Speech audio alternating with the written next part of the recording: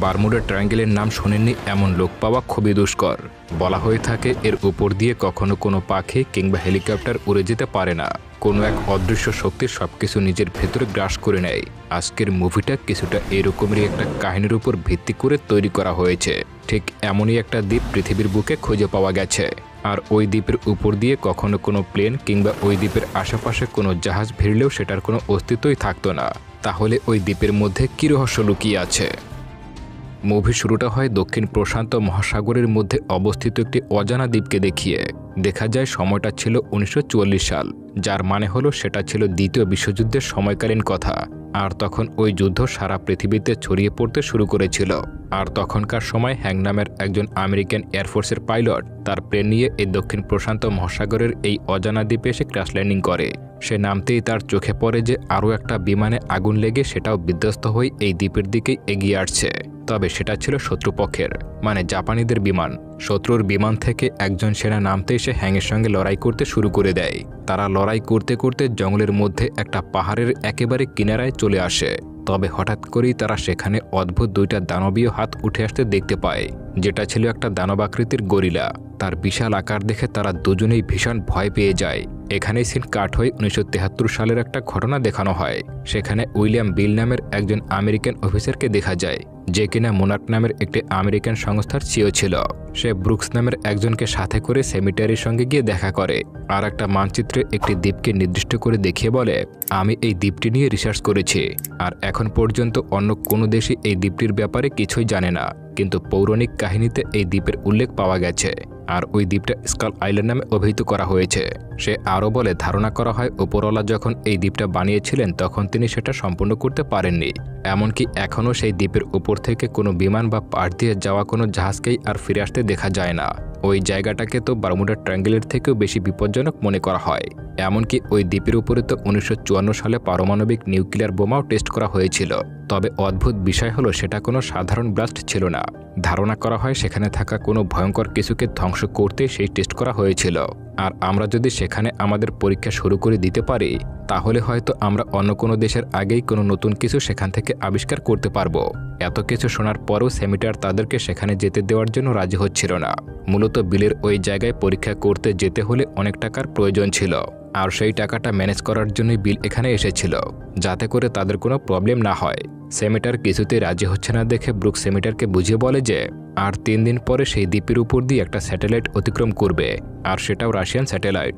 এর মানে তখন তাদের কাছে থাকা ওই দ্বীপের লোকেশন অন্য রাষ্ট্রের চোখে পড়ে যাবে, আর তারা তখন আমাদের আগেই সেখানে লোক পাঠিয়ে দিতে পারে। এই কথা শুনে এবার শেষমেশ সেমিটার তাদের সেখানে যাওয়ার জন্য পারমিশন দিয়ে দেয়। এরপর বিল দ্রুত তার পুরো টিম নিয়ে রেডি করে একটা বিশাল শিপ করে বেরিয়ে পড়ে সেই দ্বীপের উদ্দেশ্যে। টিমে জেমস নামের একজন লোককে দেখা যায়, আর সে ভিয়েতনামের স্থায়ী যুদ্ধে লড়েছিল, আর সেই এই পুরো টিমকে লিড করবে। এরপর দেখতে দেখতে তারা তাদের শিপ নিয়ে ওই আইল্যান্ডের কাছে এসে পৌঁছায়। এবার তাদের এখান থেকে সামনে যেতে গেলে হেলিকপ্টারে করে এগোতে হবে, কিন্তু সমস্যা হলো তাদের সামনে এক ভয়ঙ্কর ঝড় আসতে দেখা যায়। আর ওই বিপজ্জনক ঝড়ের মধ্য দিয়েই কেউই এখন সেই দ্বীপে যাওয়ার জন্য রাজি হচ্ছিল না, কারণ ওই ঝড়ের মধ্যে এলে তাদের প্রাণ সংশয় হতে পারে। কিন্তু বিল সবাইকে বলে আজকে তারা যেই সুযোগটা পেয়েছে হয়তো সেটা আগামীতে তাদের কাছে নাও থাকতে পারে, তাই তাদের সময় নষ্ট না করে কাজ শুরু করে দেওয়াই উচিত। বিলের এসব কথা শুনে সবাই সামনে এগিয়ে যাওয়ার জন্য বেরিয়ে পড়ে। এরপর পুরো টিম হেলিকপ্টারে নিয়ে সেই ঝড়ের মধ্যে প্রবেশ করে সেই দ্বীপে যাওয়ার জন্য। এরপর দেখতে দেখতে তারা কোনোভাবেই সেই ঝড় পেরোতেই তাদের সামনে সেই অপরূপ আইল্যান্ড ভেসে ওঠে। সত্যি সেই আইল্যান্ডটা দেখতে ভীষণ মনোমুগ্ধকর ছিল। এরপর সেই দ্বীপের উপর যেতেই তারা নিচে সিসমিক বোমা ফেলতে শুরু করে। মূলত এই সিসমিক বোমা দিয়ে শত্রুদের ক্ষতি করা হয় না, এগুলো দিয়ে ভূমিতে কম্পনের সৃষ্টি করা হয়, যাতে করে বিজ্ঞানীরা সেই কম্পন পরীক্ষা করে বুঝতে পারে যে মাটির ভেতরে কোথায় কি রয়েছে। তবে এই বোমাগুলো ব্লাস্ট করার পর টেস্ট করে জানতে পারে যে এই দ্বীপের অধিকাংশ নিচের জায়গায় ফাঁকা রয়েছে, যার মানে হলো এই জায়গায় প্রচুর পরিমাণে সম্পদ রয়েছে। তবে এই সিসমিক বোমাগুলো ফেলার সময় একটা হেলিকপ্টারের মধ্যে একটা বিশাল আকারের গাছ এসে ঢুকে পড়ে। এতে করে সেই হেলিকপ্টারটা সাথে সাথে ক্র্যাশ হয়ে নিচে গিয়ে ধ্বংস হয়ে যায়। তবে টিমের বাকিরা কিছু বুঝে ওঠার আগেই তারা দেখতে পায় তাদের সামনে বিশাল আকৃতির একটা গরিলা দাঁড়িয়ে আছে। সে এতটাই বিশাল ছিল যে হেলিকপ্টারগুলোকে একেবারে ছোট ছোট খেলনার মতো দেখাচ্ছিল। এরপর সেখানে থাকা বাকি টিম মেম্বাররা সেই গরিলাটিকে নিশানা করে একের পর এক অ্যাটাক করতে শুরু করে। এতে করে সেই বিশাল আকৃতির গরিলাটা রেগে গিয়ে একের পর এক হেলিকপ্টারের উপরে হামলা করতে হতে শুরু করে। এতে করে টিমের অধিকাংশ মানুষই সেখানে মারা যায়। আর এই ঝামেলার মধ্যে যারা বেঁচে থাকে তারা বাকি দুইটা দলে বিভক্ত হয়ে যায়, যার মধ্যে একটি দলে লিড করছিল জেমস আর অন্যটি বিল। এরপর কর্নেল প্যাকার সেখানে বসে থাকা বিলের কাছে আসে এবং জিজ্ঞাসা করে, কেন তুমি এই বিপদের মধ্যে সবাইকে নিয়ে আসলে? আসলে নিজের সামনে তার টিমের এতজনের মৃত্যুতে সে কিছুটা ভেঙে পড়ছিল। এরপর সে বিলের দিকে নিজের গান পয়েন্ট করে। সে বলে, সত্যিটা বলে দাও আমায়, তুমি কি করে এই দ্বীপের ব্যাপারে জানতে পারলে? তখন বিল জানায় আজ থেকে প্রায় ৩০ বছর আগে সে একটি জাহাজে করে যাচ্ছিল, কিন্তু সেই জাহাজটি অদ্ভুতভাবে অদৃশ্য হয়ে যায়। কেউ আর সেটাকে কখনোই খুঁজে পায়নি। আর সেখানে থাকা ১০০০ জন প্যাসেঞ্জারের মধ্যে সৌভাগ্যবশত শুধু আমি সেখান থেকে বেঁচে ফিরতে পেরেছিলাম। সবাই ভাবত সেই জাহাজটা পানির নিচে ডুবে গেছে, কিন্তু শুধু আমি এটা জানতাম যে ওই জাহাজটিকে এই ভয়ঙ্কর দানবটি ডুবিয়ে দিয়েছিল। আর আমি তাই তখনই খুব ভালো করেই বুঝে গিয়েছিলাম যে আমাদের এই পৃথিবীতে এখনও অনেক ভয়ঙ্কর দানব বাস করছে, কিন্তু বাকিরা কেউই আমার কোনো কথাই বিশ্বাস করছিল না।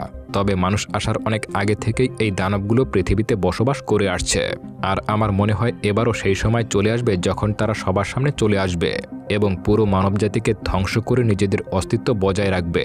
সেজন্য আমি চাই যে তুমি আমাদের সংগৃহীত সব তথ্য প্রমাণগুলোকে সুরক্ষিতভাবে এখান থেকে ফিরিয়ে নেওয়ার চেষ্টা করবে, যার ফলে আমরা পরবর্তীতে সব প্রস্তুতি নিয়েই এখানে আসতে পারবো এবং এখানে থাকা সব দানবদেরকে একেবারে শেষ করে দিতে পারবো। অন্যদিকে জেমসকে দেখা যায়, সে তার টিমের লোকদেরকে জানায় সামনে নদীটা পার করিয়ে তাদের সমুদ্রের কাছে পৌঁছাতে হবে, কারণ তারা যেই জাহাজটার সাহায্যে এখানে এসেছিল সেটা শুধুমাত্র ৩ দিনই তাদের জন্য এখানে অপেক্ষা করবে, আর সেই সময়ের মধ্যেই তাদেরকে সেখানে গিয়ে পৌঁছাতে হবে। তবে তারা সামনের দিকে এগিয়ে যাওয়ার সময় হঠাৎ করেই একটা দৈত্যাকার মহিষ তাদের দিকে এগিয়ে আসতে শুরু করে। এটা দেখে জেমসের সাথীরা সবাই ওটাকে শুট করার জন্য প্ল্যান করে, কিন্তু জেমস সবাইকে থামিয়ে দেয় এবং বলে এই মহিষটা যদি তাদের উপরে আক্রমণ করে তাহলেই তারা ওই মহিষটার উপরে পাল্টা আক্রমণ করবে। কিন্তু তারা শান্ত থাকায় সেই মহিষটাও শান্তভাবে সেখান থেকে অন্যদিকে চলে যায়।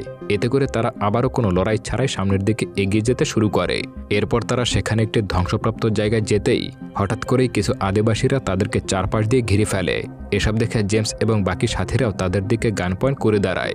আর ঠিক সেই সময় সেখানে একজন বৃদ্ধ লোক এসে সবাইকে থামিয়ে দেয়। আর দেখা যায় এই লোকটাই হলো সেই হ্যাং, যাকে মুভি শুরুতেই এই দ্বীপে এসে পড়তে দেখা গিয়েছিল। হ্যাং এসে তাদেরকে বুঝায় এই আদিবাসীরা তাদের কোনো ক্ষতি করবে না। এরপর সে জেমস আর বাকিদেরকে সেই আদিবাসীদের এলাকায় নিয়ে যায়। সেখানে তারা এই বিশাল জাহাজের ধ্বংসাবশেষ দেখতে পায়। হ্যাং তাদেরকে জানায় সে এখানে আসার 10 বছর আগে থেকেই এই জাহাজটা রয়েছে। এরপর তারা সেই জাহাজের ভেতরে গেলে দেখতে পায় সেখানে ওই বিশাল আকৃতির গরিলার ছবি রয়েছে।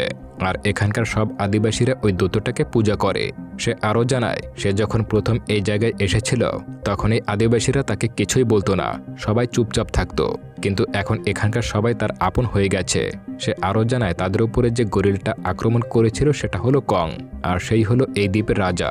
সে আরও জানায় যে সে দ্বিতীয় বিশ্বযুদ্ধের সময় এই দ্বীপে এসে পড়েছিল এবং তার সাথে শত্রুপক্ষ জাপানেরও একটি বিমান এসে পড়েছিল। আমরা দুজনে প্রথমে শত্রু হলেও পরবর্তীতে আমাদের মধ্যে বন্ধুত্ব হয়ে যায়। সে আরও জানায় যে এই দ্বীপের নিচে এখনও কিছু সরীসৃপের মতো ভয়ঙ্কর প্রাণী বসবাস করে, আর তার সেই জাপানি বন্ধুকে তারাই কিছু বছর আগে মেরে ফেলেছিল। আর তাদের বলা হয়ে থাকে স্কালার, এমনকি ওই স্কালারগুলোই কংয়ের পুরো পরিবারকে খেয়ে নিয়েছিল। তবে এই দ্বীপে 2 প্রকারের স্কালার রয়েছে, যাদের মধ্যে কিছু রয়েছে সাধারণ, আর সেগুলোর সাথে সচরাচর কংয়ের যুদ্ধ হয়ে থাকে। এই কং তাদেরকে খুব সহজেই হারিয়ে দিতে পারে, কিন্তু অন্য যে স্কালার রয়েছে তারা সাধারণ স্কালার থেকে অনেক গুণ বড়, আর তাদেরকে ডেভিল বলা হয়, কারণ যদি কোনোভাবে সেই ডেভিল জেগে ওঠে তাহলে এখানে ভয়ঙ্কর পরিস্থিতি সৃষ্টি হয়ে যাবে। আর তোমাদের সেই ভয়ঙ্কর বিস্ফোরণের ফলে মাটির নিচ থেকে কিছু স্কালার জেগে উঠেছিল, তবে কং তাদেরকে মেরে ফেলেছে। আর তোমরা ওই ব্লাস্টগুলো করেছিলে বলেই কং তোমাদের উপরে হামলা করে দিয়েছিল। তবে কং তোমাদেরকে না থামালে তোমরা এতক্ষণে ডেভিলদের পেটে চলে যেতে। জেমস হ্যাংকে জানায় তাদেরকে যে করেই হোক না কেন সমুদ্রের পাশে যেতে হবে। ওই জায়গায় তাদের জন্য একটা জাহাজ অপেক্ষা করছে, আর সেটা আমাদের আবারও আমাদের দেশে ফিরিয়ে নিয়ে যাবে। এসব শুনে হ্যাং জানায় তোমরা যত যাই করো না কেন 30 দিনের আগে সমুদ্রের কাছে যেতে পারবে না, কারণ এটা ভয়ঙ্কর একটা দ্বীপ। তবে সে আরও জানায় যে তার কাছে একটা বোট রয়েছে, আর সেটাই করে হয়তো 3 দিনের মধ্যেই যাওয়া যাবে, কিন্তু তার আগে সেই বোটের কিছু অংশ ঠিক করতে হবে। তারপরে তারা সেটাই করে সমুদ্র পাড়ি দিতে সফল হবে। এদিকে বিল এবং তার বাকি সাথীদেরকে দেখা যায় যারা কিনা একটা বাঁশের জঙ্গলের মধ্য দিয়ে এগোচ্ছিল, কিন্তু হঠাৎ করেই একটা বিশাল মাকড়সা এসে তাদের উপরে হামলা করে দেয়। এতে করে তারা সবাই মিলে সেই মাকড়সাটার উপরে ফায়ারিং করতে শুরু করে, কিন্তু কিছুতেই তারা সেই মাকড়সাটাকে মারতে পারছিল না। এসব দেখে তারা বুদ্ধি করে মাকড়সাটার পা কেটে ফেলতে সক্ষম হয়। এতে করে সে নিচে পড়তেই তারা সেটার উপরে গুলি করে মেরে ফেলে। অন্যদিকে জেমস আর বিলের টিমের বাইরের একজন লোককে দেখা যায় যার নাম জ্যাক। সে আসলে সবার থেকে আলাদা হয়ে একা হয়ে পড়েছিল। এরপর সে যখন পানি খেতে নদীর পয়েন্টে নামে তখনই সেখানে কং চলে আসে, কিন্তু কংয়ের নজর তার উপরে পড়ে না। কিন্তু সে যখনই পানি খেতে নিচে ঝুঁকে তখনই হঠাৎ করেই এক দৈত্যাকার অক্টোপাস কংয়ের উপরে হামলা করে দেয়। প্রথমে কং অনেক অসুবিধা মনে হলেও পরবর্তীতে সে ওই অক্টোপাসটাকে পা দিয়ে পিষে মেরে ফেলে এবং সেটাকে খেতে শুরু করে। এসব দেখে সেখানে লুকিয়ে থাকা জ্যাক দ্রুত পালিয়ে গিয়ে একটা গাছের গুড়ির উপরে বসে রেডিওর সাহায্যে তার বাকি মেম্বারদের কানেক্ট করার চেষ্টা করতে থাকে। তবে হঠাৎ করে জ্যাক দেখতে পায় সেই গাছের গুড়ি ভেবে যেটার উপরে বসেছিল সেটা আসলে একটা প্রাণী ছিল। সেটা দ্রুত কিছু একটা দেখে ভয় পেয়ে পালিয়ে যায়। দেখা যায় তার পেছনে একটা স্কেলার এসে তাকে খেয়ে ফেলে। অন্যদিকে জেমস এবং তার বাকি সদস্যদেরকে দেখা যায় তারা সবাই মিলে সেখান থেকে বেরোনোর জন্য সেই বোটটাকে ঠিক করছিল। সেখানে ম্যাশন নামের একটা মেয়েও ছিল। ম্যাশন ছিল একজন প্রফেশনাল ফটোগ্রাফার। এরপর ম্যাশন যখন সেই গ্রামের কাঠের প্রাচীরের বাইরে আসে তখন সে লক্ষ্য করে একটা হেলিকপ্টার একটা দৈত্যাকার মহিষের গায়ের উপরে পড়ে আছে। মহিষটির এমন অবস্থা দেখে ম্যাশনের সেই মহিষটার উপরে মায়া হয়, তাই সে একাই সেখানে গিয়ে মহিষটার গায়ের উপর থেকে হেলিকপ্টারটা সরানোর চেষ্টা করে। কিন্তু অনেকক্ষণ চেষ্টা করলেও সে কিছুতেই হেলিকপ্টারটা সেই মহিষটার উপর থেকে সরাতে পারছিল না। এরই মধ্যে সেখানে কং এসে সে হেলিকপ্টারটা সরিয়ে নিজের হাতে তুলে নেয়। কংকে এত কাছ থেকে দেখে ম্যাশন ভীষণ ভয় পেয়ে যায়, কিন্তু কং তাকে কিছুই বলে না। সে শুধু রাগান্বিত দৃষ্টিতে তার দিকে একবার তাকিয়ে সেখান থেকে চলে যায়। এদিকে তারা সেই বোটটা ঠিক করে ফেলে এবং সেখানে থাকা সবাইকে বিদায় জানিয়ে সেখান থেকে বোটে করে বেরিয়ে পড়ে। এরই মধ্যে তাদের রেডিও ঠিক হয়ে যাওয়ার কারণে তারা অন্য টিমের সঙ্গে কন্ট্যাক্ট করতে পারছিল। জেমসের একজন সাথে কর্নেলের একজন টিম মেম্বারকে জানায় তারা কিছুক্ষণের মধ্যেই তাদের সঙ্গে দেখা করবে, কিন্তু হঠাৎ করেই সেখানে অদ্ভুতভাবে অনেক পাখি উড়ে আসতে দেখা যায়। আর সেখান থেকে দুটো পাখি এসে বোট থেকে একজনকে তুলে উপরে নিয়ে যায়। আর মুহূর্তের মধ্যেই তাদের চোখের সামনে পাখিগুলো সেই লোকটাকে ছিন্নভিন্ন করে খেয়ে ফেলে। এরপর তারা তাদের বাকি টিমের লোকদের সঙ্গে এসে দেখা করে এবং তাদেরকে সমুদ্রের কাছে যাওয়ার জন্য বলে, কিন্তু কর্নেল এখনও কিছুতেই যেতে রাজি হয় না, কারণ তার মতে তাদের কয়েকজন সাথী এখনও পশ্চিমের জঙ্গলে কোথাও আটকা পড়ে আছে, যেটা ছিল জ্যাক। কিন্তু তারা তো জানতো না যে জ্যাক আর বেঁচে নেই। এখানে হ্যাং জানায় সেখানে যাওয়া একেবারে উচিত হবে না, কারণ সে প্রায় ৩০ বছর ধরে এই দ্বীপে আটকে আছে। তাই সে খুব ভালো করে জানে যে কোথায় গেলে তাদের বিপদ হওয়ার সম্ভাবনা সবথেকে বেশি। কিন্তু কর্নেল কিছুতেই তাদের কারোর কোনো কথাই শুনছিল না। সে জেমসকে বলে, তোমাকে আনা হয়েছিল শুধুমাত্র রাস্তা দেখানোর জন্য। এসব শুনে এবার উপায় না পেয়ে জেমস যাওয়ার জন্য রাজি হয়ে যায়। এরপর তারা সবাই চলে যায় সেই পশ্চিমের জঙ্গলের দিকে, কিন্তু যাওয়ার পথে সেখানে অসংখ্য কঙ্কাল চোখে পড়ে। আসলে ওগুলো ছিল অনেক পুরাতন ডাইনোসরের কঙ্কাল, আর সেই সাথে কংয়ের পরিবারের সদস্যদের কঙ্কাল, যাদেরকে সেই ডেভিলে খেয়ে ফেলেছিল। এরই মধ্যে তাদের উপরেই সেখানে স্কেলার এসে আক্রমণ করে দেয়, আর তারা নিজেদেরকে বাঁচানোর জন্য তাদের কাছে থাকা সব অস্ত্রের ব্যবহার করতে শুরু করে। কিন্তু কিছুতেই তারা সেই স্কেলারদের মারতে পারছিল না। তাই সেখানে থাকা ম্যাশন একটা উপায় বের করে। সে দেখতে পায় সেখানে প্রাকৃতিক গ্যাস বের হচ্ছে, তাই সে ঠিক সময় তার লাইটারটা জ্বালিয়ে তাদের দিকে ছুঁড়ে মারে, আর আগুনের কারণে সেই স্কেলারটি সেই জায়গায় মারা যায়। এরই মধ্যে হ্যাংক কর্নেলকে জানায় যে এই এলাকাটি হলো স্কেলারদের, তাই বাঁচতে হলে তাদেরকে দ্রুত এখান থেকে বেরোতে হবে। কিন্তু এত কিছুর পরেও কর্নেল রাজি হয় না। তখন জেমস একটা লকেট বের করে কর্নেলকে দেখিয়ে বলে, এটা স্কেলারদের পেট থেকে পেয়েছি, যার মানে হলো জ্যাক আর বেঁচে নেই। তবে কর্নেল জানায় জ্যাকের হেলিকপ্টার যেখানে ক্র্যাশ হয়েছে সে ওই জায়গায় যেতে চায়, কারণ সেই হেলিকপ্টারে প্রচুর পরিমাণে অস্ত্র রয়েছে এবং সে ওগুলোর সাহায্যেই কংকে মারতে চায়। এইসব কথা শুনে সেখানে থাকা সবাই অবাক হয়ে যায়। হ্যাং বলে ওঠে, কং হলো এই দ্বীপের রাজা, আর তুমি কখনোই তাকে মারতে পারবে না। তাকে এই দ্বীপের আদিবাসীরা পূজা করে। কিন্তু কর্নেল বলে, আমি এই দ্বীপের সব স্কেলারদের তো মারবই, সাথে কংকেও শেষ করে দেব। কিন্তু জেমস বলে, তোমার যাওয়ার ইচ্ছা থাকলে তুমি একা যাও, কিন্তু আমরা সবাই ওদের ওই বোটে করে জাহাজটির দিকে ফিরে যাব, যাতে করে সেটাকে আরও কিছুদিন আটকাতে পারি তোমাদের ফিরে আসার অবধি। এতে কর্নেল রাজি হয়ে যায়। এরপর সে তার সেনাদেরকে নিয়ে বেরিয়ে পড়ে জ্যাকের সেই হেলিকপ্টার খোঁজার জন্য। একটা সময় তারা সেই হেলিকপ্টার পেয়েও যায় এবং তার মধ্যে সব অস্ত্রগুলো নিয়ে নেয়। অন্যদিকে জেমস এবং তার বাকি সাথীরা বোটে করে সেই জাহাজটার কাছে যাওয়ার চেষ্টা করছিল। তবে জেমস ও ম্যাশন তাদের সাথীদেরকে একটা জায়গায় রেখে তারা সামনের পাহাড়ের দিকে উঠতে শুরু করে। আসলে তারা সেখানে উঠে সমুদ্রের দিকে তাকিয়ে দেখতে চাইছিল যে জাহাজটা ঠিক এই মুহূর্তে কোথায় রয়েছে। তবে যখনই তারা সেই পাহাড়ের উপরে ওঠে তখনই হঠাৎ করেই চারপাশে ভয়ানক অন্ধকার দেখা যায়। এরই মধ্যে সেখানে তাদের সামনে কং চলে আসে। প্রথমে তারা কিছুটা ভয় পেলেও পরে বুঝতে পারে যে কং আসলে তাদের কোনো ক্ষতি করবে না। যেহেতু ম্যাসন আগে থেকেই কংকে কাছ থেকে দেখেছিল, তাই সে আর ভয় না পেয়ে কংয়ের গায়ে নিজের হাত রাখে। এতে তারা বুঝতে পারে যে কং সত্যি খুব শান্তিপ্রিয় একটা প্রাণী। অন্যদিকে জঙ্গলের অপর পাশে দেখা যাচ্ছিল ভয়ানক বিস্ফোরণ হচ্ছে, আর সেগুলো করছিল কর্নেল ও তার সাথীরা।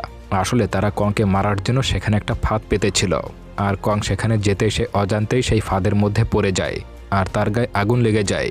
এতে করে কং সেখানে জ্ঞান হারিয়ে পড়ে যায়। এরপর কর্নেল তার সাথীদেরকে অর্ডার দেয় তারা যেন কংয়ের গায়ে বোমা লাগিয়ে তাকে উড়িয়ে দেয়। কিন্তু কর্নেলের লোকেরা এইসব করার আগে সেখানে জেমস ও হ্যাংক চলে আসে এবং সবার দিকে গান পয়েন্ট করে তাদেরকে এসব করতে বারণ করে। এইসব দেখে এবার কর্নেল তার সাথীদেরকে বলে জেমসদেরকে মেরে ফেলতে। তবে কর্নেলের লোকেরা তা করতে রাজি ছিল না, কারণ তারাও খুব ভালো করেই বুঝতে পারছিল যে কং হলো এই দ্বীপের রাজা এবং সে কারোর ক্ষতি করতে চায় না। এরই মধ্যে সেখানে পানি থেকে ডেভিলগুলো বেরিয়ে আসে এবং তখনই কংয়ের জ্ঞানও ফিরে আসে। এসব দেখে কর্নেল বোমার বাটনটা টিপ দিতেই যাবে, তখনই কং তাকে হাত দিয়ে চেপে ধরে এবং সেখানেই মেরে ফেলে। এরপর কং ও ডেভিলের মধ্যে ভয়ানক লড়াই শুরু হয়ে যায়। এসব দেখে জেমস আর বেঁচে থাকা সবাই সেখান থেকে প্রাণ নিয়ে পালাতে শুরু করে। তবে তারা পালাতে গেলে সেখানে অন্য একটা স্কেলার এসে তাদের উপরে আক্রমণ করে দেয়। এইসব দেখে কং তাদেরকে বাঁচাতে সেখানে ছুটে আসে এবং সেই স্কেলারের সঙ্গে যুদ্ধে জড়িয়ে পড়ে। এই সুযোগে সেখানে থাকা সবাই প্রাণ নিয়ে পালাতে শুরু করে, কিন্তু অন্যদিকে ম্যাসন পাহাড়ের উপরে উঠে একটা ফ্লার গানের সাহায্যে শুট করে তাদের জাহাজটিকে সিগন্যাল দেয় যাতে করে তাদেরকে সাহায্য করতে পারে। অন্যদিকে কংয়ের সাথে ডেভিলের লড়াই শুরু হয়ে যায়। তবে দুর্ভাগ্যবশত কং পানিতে পড়ে একটা পুরনো জাহাজের চেইনের সাথে আটকা পড়ে যায়। এই সুযোগ নিয়ে ডেভিল এসে কংকে মারতেই যাবে, তার আগে বোটে থাকা সবাই ডেভিলের উপরে ফায়ারিং করতে শুরু করে। সেজন্য এবার ডেভিল কংকে রেখে তাদের দিকে এগিয়ে আসে। এরই সুযোগে কং অনেক চেষ্টায় নিজেকে ছাড়িয়ে জাহাজের সেই চেনটাকে কাজে লাগিয়ে ডেভিলের দিকে ছুঁড়ে মারে। আর সেই চেইনের সঙ্গে একটা প্রোপেলার সংযুক্ত থাকার কারণে ডেভিল ভয়ানকভাবে আঘাত পেয়ে নিচে পড়ে যাওয়ার কারণে একটা ভূমিকম্পের সৃষ্টি হয়, আর এতে করে পাহাড়ের উপরে থাকা ম্যাসন ছিটকে পানিতে পড়ে যায়। তখন কং এসে ম্যাসনকে পানি থেকে তুলে বাঁচিয়ে নেয়, আর এই সুযোগে ডেভিল এসে আবারও কংয়ের উপরে আক্রমণ করে দেয় এবং যে হাতে ম্যাসন ছিল সেই হাতটাই গিলে ফেলে। কিন্তু কং নিজের পুরো শক্তি ব্যবহার করে তার হাতটা ডেভিলের পেট থেকে বের করে আনে এবং তাকে সেখানেই মেরে ফেলে। এরপর সে ম্যাসনকে নদীর পাশে নামিয়ে দেয়। তারপর কং সেখান থেকে চলে যায়। এরপর সবাই মিলে সেই বোটে করে এগিয়ে যেতে শুরু করে। এরই মধ্যে সেই ফ্লার গানের শুটিং দেখে সেখানে কিছু হেলিকপ্টার চলে আসে, এরপর তাদেরকে উদ্ধার করে। অন্যদিকে কংকে দেখা যায় সে নিজের বুকে আঘাত করে বুঝিয়ে দেয় যে সেই হলো এই দ্বীপের রাজা। এরপর বেঁচে যাওয়ার সবাই সুস্থভাবে আমেরিকায় ফিরে আসে। আর এখানেই হ্যাংকে দেখা যায় যে কিনা যুদ্ধের কারণে প্রায় 30টা বছর সেই জঙ্গলেই কাটিয়ে দিয়েছিল। এরপর সে নিজের বাড়িতে ফিরে তার ছেলেকে দেখতে পায়, আর সে এখন 30 বছর বয়সে যুবক হয়ে গেছে। পরিবারের সবাই এত বছর পর হ্যাংকে আবারও ফিরে পেয়ে ভীষণ খুশি হয়ে যায়। এরপর মুভির পোস্ট ক্রেডিট সিনে দেখা যায় জেমস আর ম্যাসনকে মোনার্কের মেম্বাররা আটক করে নিয়েছে। আসলে আমেরিকান সরকার মোনার্কে এই কাজ দিয়েছিল যে যা কিছু তারা দেখছে সেই দ্বীপে সেগুলো যেন বাইরে প্রকাশ না করে। তবে ব্রুকস জানায় কং শুধু ওই দ্বীপের রাজা নয়। এরপর একটা ছবিতে দেখা যায় গডজিলা ও গিডোরার ভয়ানক লড়াইয়ের দৃশ্য। আর এই মোনার্ক সংস্থার কাজে ছিল পৃথিবীতে হওয়া সব অদ্ভুত আর নতুন জিনিসের উদ্ঘাটন করা। আর এরই সাথে সাথে মুভিটা এখানেই শেষ হয়ে যায়। তো বন্ধুরা, কেমন লাগলো এই অ্যাডভেঞ্চার মুভিটা অবশ্যই কমেন্ট করে জানাবেন। পরবর্তী ভিডিও দেখার আমন্ত্রণ জানিয়ে আজকের মতো এখানেই বিদায় নিচ্ছে। খোদা হাফেজ।